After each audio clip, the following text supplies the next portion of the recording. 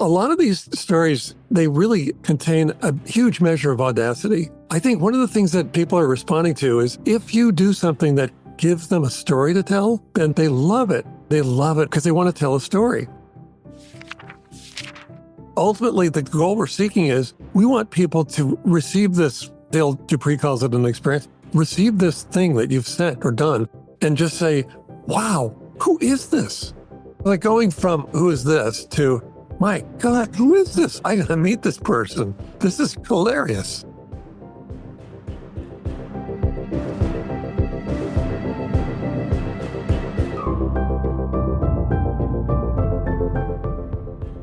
That's Stu Heinecke. He's a Wall Street Journal cartoonist, Hall of Fame nominated marketer, and author of many books. His latest is the updated edition of How to Get a Meeting with Anyone, the untapped selling power of contact marketing. Stu's known for his creative ways to get important meetings. So you'll learn 1, the secret behind Stu's 100% response rate, 2, the master key for grabbing people's attention, and 3, what AI can and can't do for your outreach. And if you want a quick summary write-up of these actionable takeaways, I recommend you sign up for the free Gold Nugget email newsletter found at awesomeatyourjob.com. I'm Pete Mockaitis. This is How to Be Awesome at Your Job. And now, here's Stu.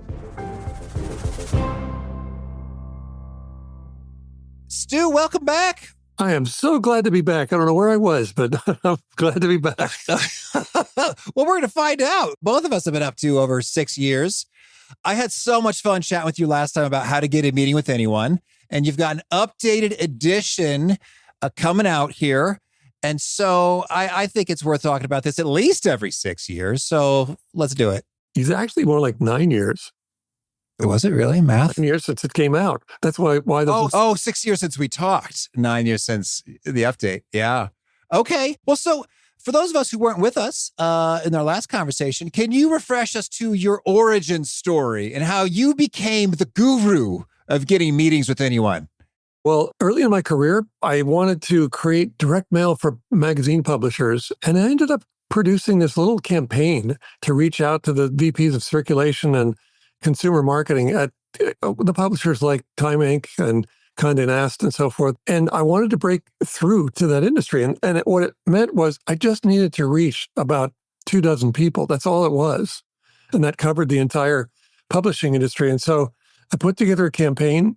It referenced a couple of test campaigns that I'd just completed for Rolling Stone and Bon Appetit. And both of those beat their controls, meaning both of those set new records for response, like all-time records. And so, okay, well, that was my entree to put this campaign out. And if I may, with beating the controls, just so we can visualize when you say campaign, what are we talking about here? We're talking about a direct mail campaign.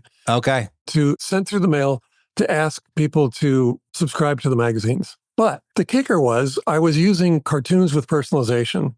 So, and I knew that was, and no one was doing that. So I knew that was a winning combination because I knew that readership surveys were showing that cartoons were almost always the best read and remembered parts of magazines or newspapers. They were going to show up and people were going to pay attention to them. And they did. So it's like, hey, Pete, and I'm in a cartoon. It's like, whoa, I'm in a cartoon. Yeah, kind of. Yeah. It's like right. They're talking, one of the characters is talking about you or mentioning you. No, I like it. And you come out on top in the humor, generally. Yeah. So I created those two campaigns and I thought, okay, that's my entree to reach out to the rest of the publishing industry. And as I mentioned, I put together a little campaign, called it a contact campaign. And it consisted of a little 8x10 print of a cartoon. Each one's personalized to each recipient. And then a note saying, this is the device I just used to beat the controls for Rolling Stone and Bon Appetit. And I think we should put these to the test for your titles. Bam. And now I don't know if you remember the story, but I guess I might quiz you that. What do you think I got for a response rate to that? If we're thinking about the same story, I deliberately didn't read the whole transcript to keep it a little fresh. I believe you told me your response rate was over 100%. I said, Stu, how is that even possible? And you said some of them referred me extra work on top of it. Okay. Well, it was 100%. But we're mixing in other campaigns that have done that. But it was 100%. All of them, first of all, just responded. All of them then agreed to meet, so 100% meeting rate. And then all of them became clients, 100% conversion rate. But what it did was it took me from being an unknown. I was just 24, I think, 23 or 24. It took me from being an unknown to suddenly being one of the top creatives in that in that market almost overnight from a campaign that went to 24 people and cost me about $100. So that was my first time using contact marketing. And what an eye opener that was. Yeah, it's so beautiful, and it's winning on so many levels. And I guess you've had some time to think about how and why did this work. But in terms of, well, one, your actual offer at root is awesome in terms of, hey, I can make you more money for your business. And by the way, some of your peers that you really respect and value in the industry, they have seen it happen. So it's like that core offer and message in and of itself is phenomenal. If you were offering them a home warranty renewal, we wouldn't see that, no matter how amazing your cartoon was. And then next up, you straight up got their attention with a novel physical medium packaging, right? Like, what's this? Yeah. And I thought, well, gee, aren't I cool? I can use cartoons and I can reach almost anyone. I'm like, who could I reach? And I thought, I've got to try this. How far can I go with this? I'm a kind of a mischievous person. So I started reaching out to presidents and prime ministers and celebrities and lots of C-level executives and top decision makers. And I was getting through to, I can't say I got through to all of them, but I've gotten through to several presidents, a prime minister, a number of celebrities. It's really interesting because I've been thinking all along, wow, I'm able to put myself in contact with people I should never be able to reach. And then I thought, why should you never be able to reach them? Why should anybody not be able to reach whoever it is that they want to reach? I mean, that's kind of the whole premise behind the book. Hmm. Well, so I think that this is a big idea and it's exciting. Can you give us some more stories of this in action so we can marinate on it a little bit and say, how might I apply this in my world and my meeting that I want to get? Here's one really interesting. I can't say the name of the company, but there was this sales rep who was calling. Here's if you've seen the movie Forrest Gump, then you'll understand my reference to a certain fruit company. Otherwise, you won't. But he was calling on the fruit company's engineering department, and they loved his software solution. And they said, but we don't control budget, so you're going to have to talk to purchasing. So I thought, oh, man, great. This is great. I've got a sale. But purchasing wouldn't talk to him. And so he thought, what am I going to do? I know. I'll go around him. I'll go around them to the CEO of this fruit company, who happened to be, at the time, the most famous CEO in the world. He was not going to be easy to reach. And this guy, the sales rep, discovered that because he was sending faxes and letters and leaving messages and doing anything he could think of, and nothing was happening. So one day, this plywood box shows up at the front counter with air holes drilled into it and a handwritten note. And the note was was addressed to the CEO. And the rep said, I've been calling on your engineering department. They love my solution. They told me to talk to purchasing. They won't talk to me. I've been trying everything I can think of otherwise than to reach you, and nothing has worked. So this is my final attempt. So if you would, open the box carefully. And inside the box is a pigeon. And on the pigeon's leg is a little capsule with a slip of paper inside.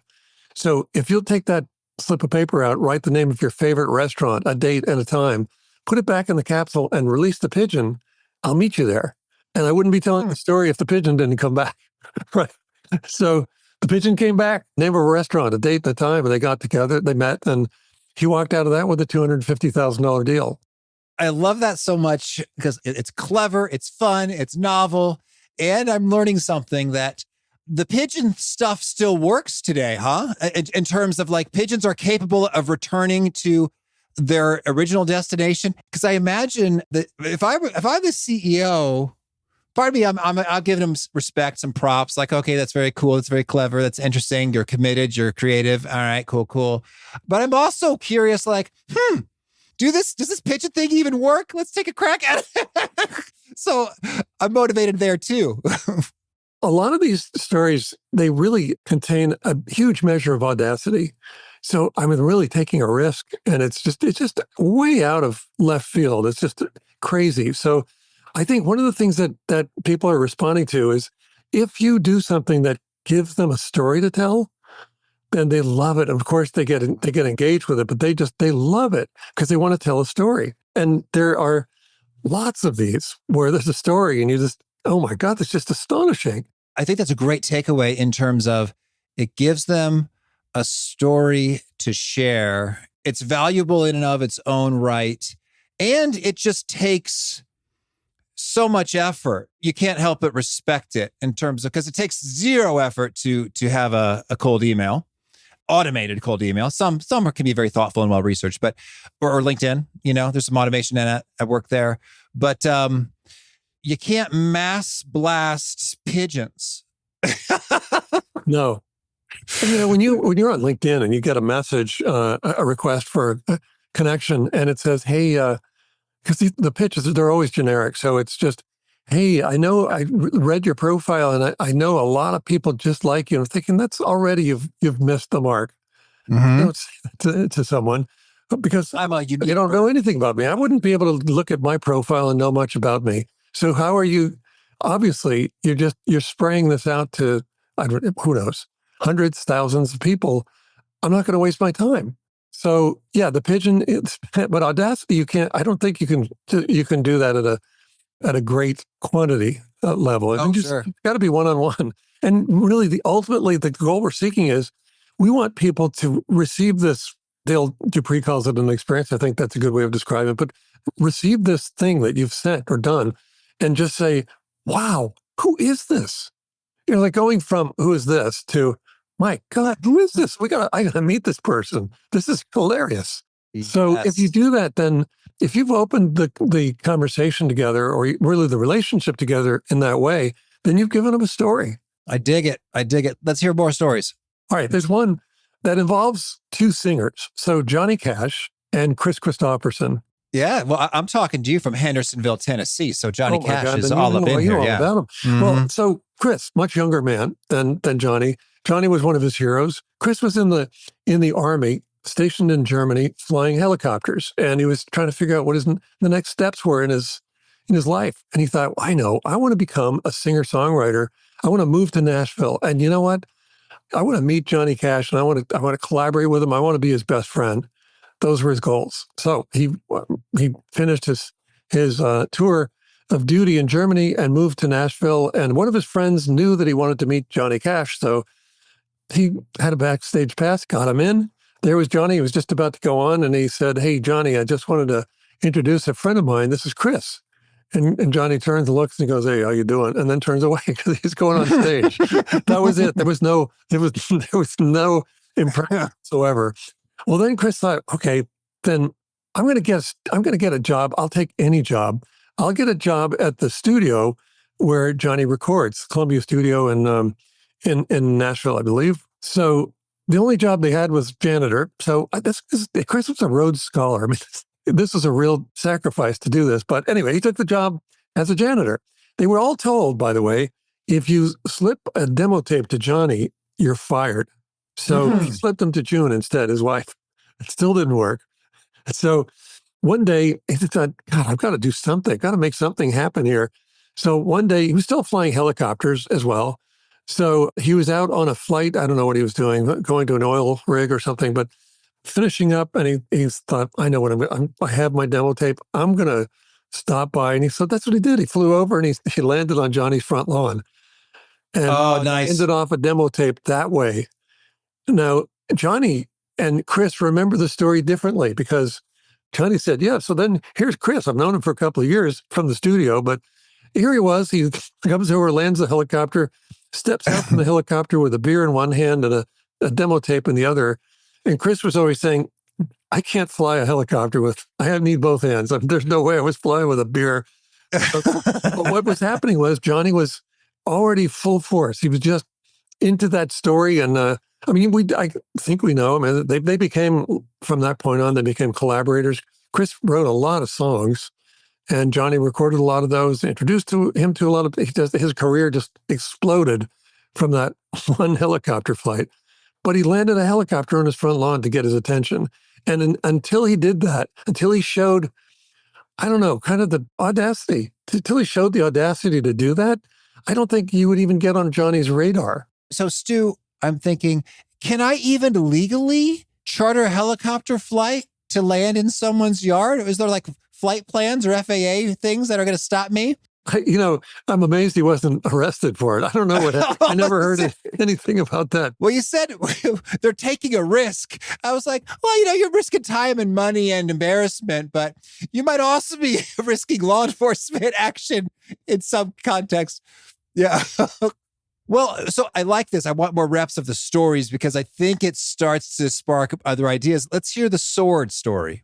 Oh yeah, well that is so. Dan Waldschmidt is the man behind that story, and Dan is he's a blogger. He's one of the top sales bloggers and an author, and his branding is around edgy conversations. So sort of knife's edge, ultra competitiveness. He trains a lot, and he runs 100-mile races, and he wins these things.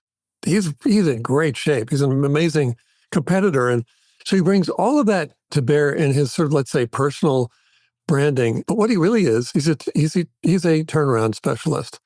And so he shared with me his process for reaching the CEOs of companies that are in trouble. And what he does is he scans the business news every day for stories of missed earnings estimates. And when he finds one, he has a sword made by the prop maker who made the swords for the movie Gladiator. But they're great swords. They're not sharpened. Thankfully, that's a great feature if you're going to send someone something like that.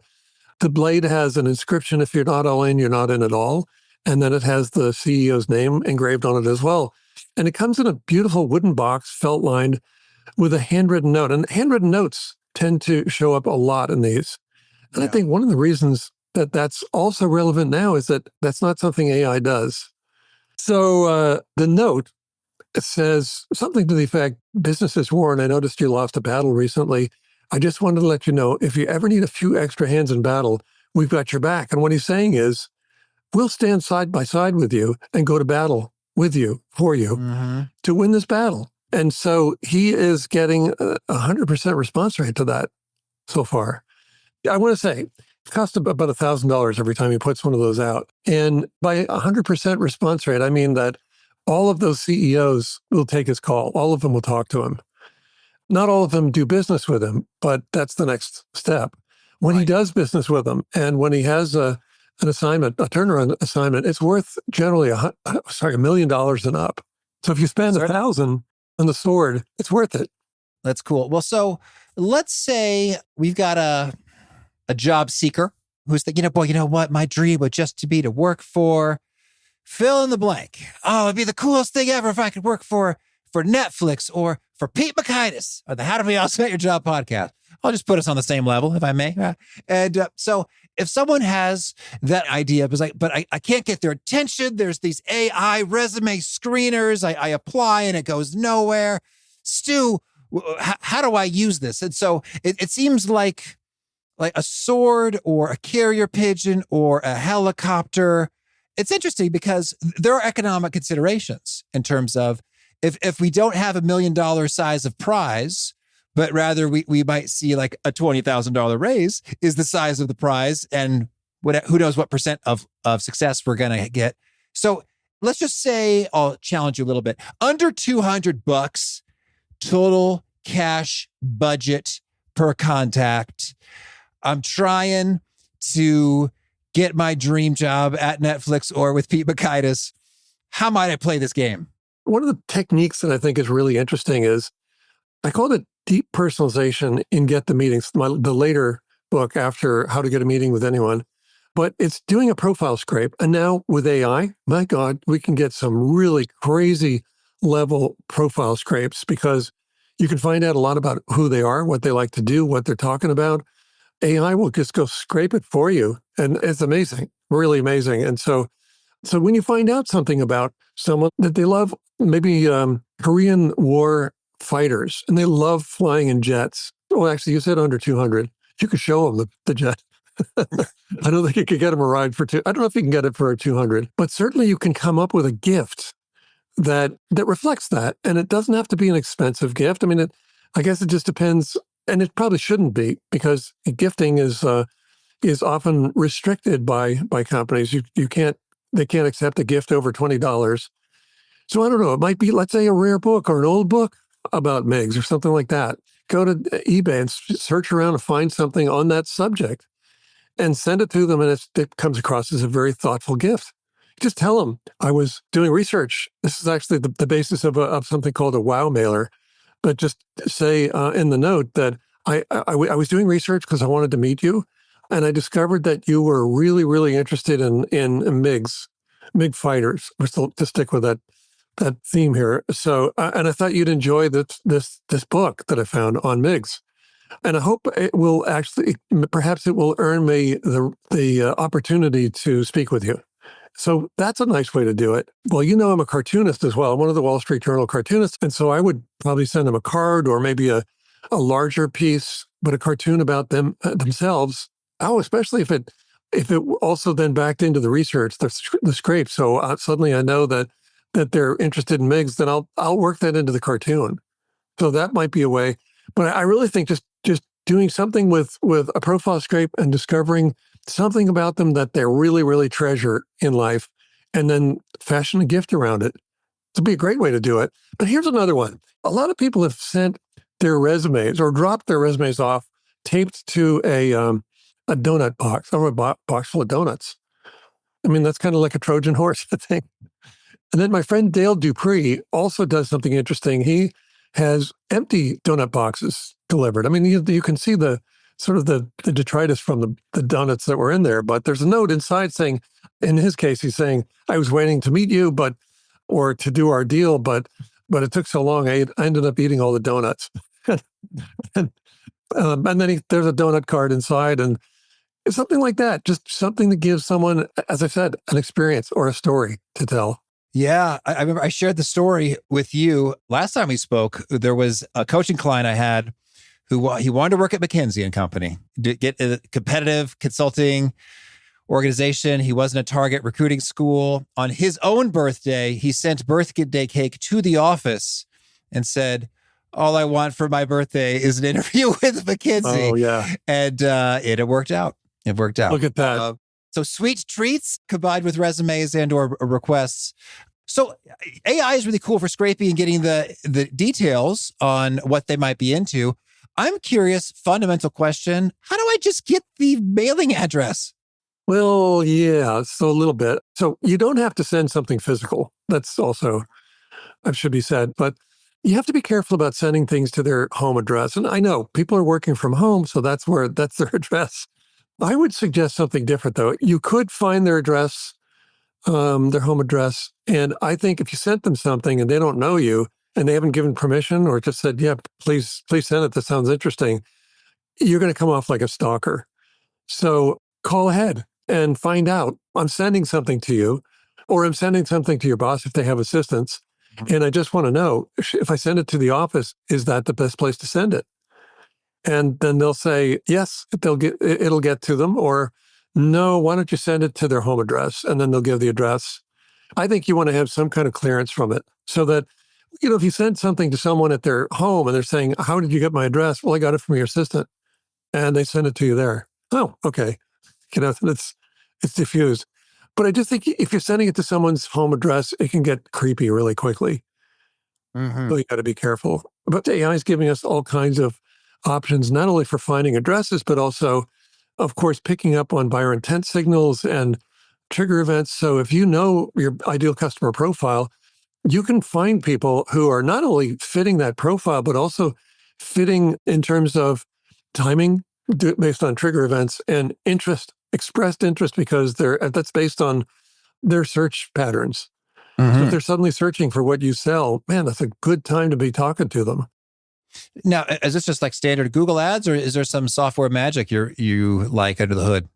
Well, there are several platforms. Seamless and Zoom Info and Apollo.io and so on. They are all doing that. They all have buyer intent signals built into it. I think the first platform that did it was 6 Sense.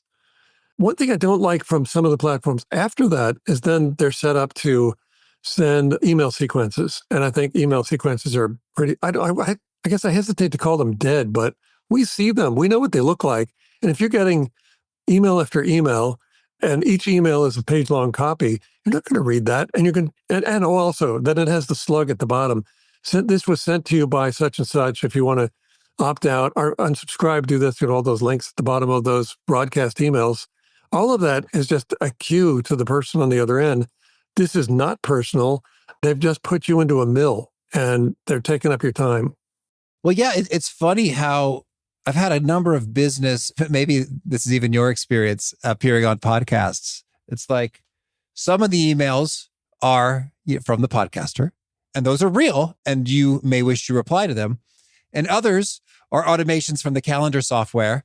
And I would hope that you would go ahead and read the guest prep materials, but you know that those are not real. So in a world where we have too many emails, and unless you're just absolutely desperately in need of the thing that is being mentioned, that's one of our top filters, I think, is like, not a real person, not actually for me personally. If it comes across that way, you just dump it. You don't want to. Mm-hmm. And so that's what I was saying at the outset. Our mission is to create human-to-human connections. AI is magical, I think. It's miraculous. But when we're talking about then getting meetings with people and making connections with people, that's what we're doing, human-to-human connections. It's not machine-to-human connections. And as soon as the human gets any sort of inkling that that's what's happening, then you're persona non grata. You're not going to get through. You will never get through. You'll be blocked. Yeah.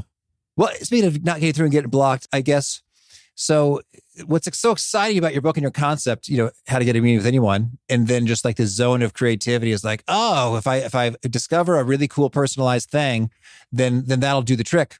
But I think what's hard here is I need to have the permission for the home address. So it feels like you're going to get blocked there pretty easily. Yeah. I always advocate calling the assistant. If you're going to someone at the level that has an assistant, mm-hmm. but calling ahead and just saying, hi, my name is such and such. I'm calling because I'm sending a print of a cartoon by one of the New Yorker or Wall Street Journal cartoonists, and it's about your boss. Well, I call that a VIP statement in the book. That is a statement that causes the person on the other end of the line to say, oh, whoa, okay, whoa, cool. Oh, I got to listen to this. So then, there's a script that goes with it. So it is about your boss. I'd love to send you an email just so I can confirm the details, and I'll give you my contact information. And then as soon as I have the FedEx tracking number, I will send that to you as well. So it's actually still in production when you do that. Mm-hmm. Or it could be pre-production. So if they say no, then you don't send them one. But I think it makes a lot of sense to call ahead and to... Oh, I certainly do, I guess. And you're addressing what I was worried about is like, well, they might just shut you down now. It's like, we don't know you. We don't want your stuff. Maybe, but that's what I think the VIP statement helps a lot. I'm in the middle of writing a new book. So, and I wanted to reach Bjorn Ulvaeus from ABBA. Well, ABBA's still one of the biggest bands in the world, and it's not going to be easy to reach him. And so I used one of my new devices. It's a FedEx piece, a really cool piece. And I have to reach his publicist, and I wasn't even sure I was going to reach her, but I did reach her just yesterday. So you can reach out to just about anybody. And when you do, magic can happen. And it's pretty amazing. So certainly magic can happen in your job search as well. Stu, tell me, if someone's listening and they think I could use AI to make a cartoon, what do you say to them? I just put the finger across the throat. Here's the thing. Here's the deal. Actually, it's a really interesting question because as things become more automated and artificial through AI, I think that people are going to clamor for things that are uniquely human, things that only humans can do. And I would say cartoons are one of those. So I've watched it very carefully. I'm on a few of the text-to-image platforms, and I prompted every once in a while to come up with it's a really tough thing to do, to come up with something that's funny. And AI is getting better at that. But then also the cartoon drawings so far, they're really, they don't look like, there's this rawness to a Roz Chast cartoon or, I don't know, Peter Steiner any of them. There's a rawness to it that is utterly human. And when you ask an AI to produce a cartoon, well, first of all, it's just a drawing. It's just a drawing, well, whatever it is. It's just an image. And it's more like a Saturday, how do I put it? Almost like a Saturday morning, 3D Saturday morning kiddies cartoon kind of thing. It's not sophisticated. It's not something you'd look at and go, oh gosh, what is this? This looks hilarious. It just looks like characters on a TV show, 3D animation TV show. So there's still, so far, that's not something that AI can do. And it should be good enough that the person on the other end says, wow, you actually sat down and wrote this to me. Who is this? Yeah. All right. Well, Stu, tell me anything you want to mention before we hear about your favorite things. Well, I guess I should hold up the book because I just got a copy of it. There it is, How to Get a Meeting with Anyone, the new edition. It's purple this time, but it has new chapters dealing with those things that we just talked about, AI and how AI and work from home and just the dearth of just digital spam everywhere, every channel is changing the way we get meetings, but still, it's not changing them because we're still, on the other hand, we're still using things that are audacious and clever, and they open a conversation with someone in a pretty magical way. That's only happens when it's human to human. So I would advise you, if I was in the middle of a job search, I would be using this stuff for sure, because I wouldn't want to rely on the AI algorithms to pick my resume out of all, I don't know, the thousands. I wouldn't want to even rest my fate in the hands of HR. I would feel like they don't even understand what I'm talking about.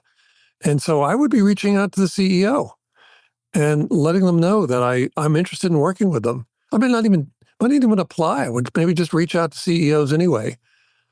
I think CEOs, if you impress them, their job is to build a team. And so if you impress them enough, I think you end up in a situation where they're saying, God, we need someone like this on our team. And that happen. Big thanks to Stu for sharing his wisdom with us. And big thanks to our sponsors. Check them out. Lovely. Well, now can you share a favorite quote, something you find inspiring? What comes to mind is I wrote another book called How to Grow Your Business Like a Weed that came after. And I got some great quotes from all sorts of sources. But my favorite quote out of there is, give a weed an inch and it'll take a yard. Okay. And a favorite book? I like some of the sales books by Jeb Blount and Mark Hunter, and you've probably had them on. We couldn't make the scheduling work. I'd love to get Jeb on. He's great. He writes a lot of great books. He's prolific. And he and Anthony Iannarino teamed up to write a book about AI and sales. I think that's really interesting. So anything by Jeb Blount, anything by Mark Hunter, anything by Victor Antonio, anything by Anthony Iannarino, lots of great stuff coming out. Okay. And a favorite habit?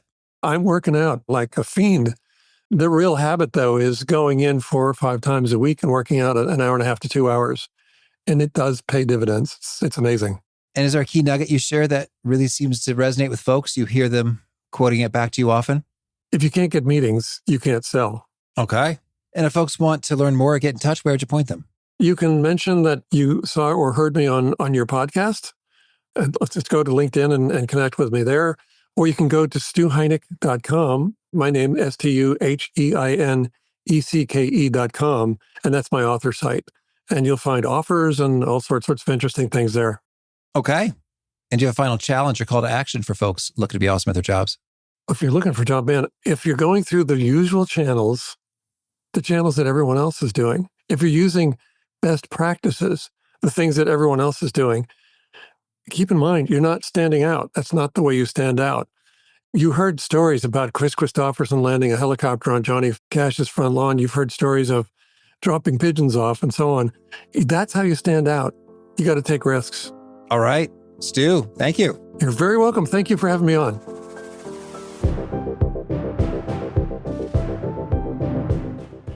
I love so much of what Stu had to say with these fun, wild, crazy stories, but I think it really just boils down to doing your homework, showing that you care, and getting real.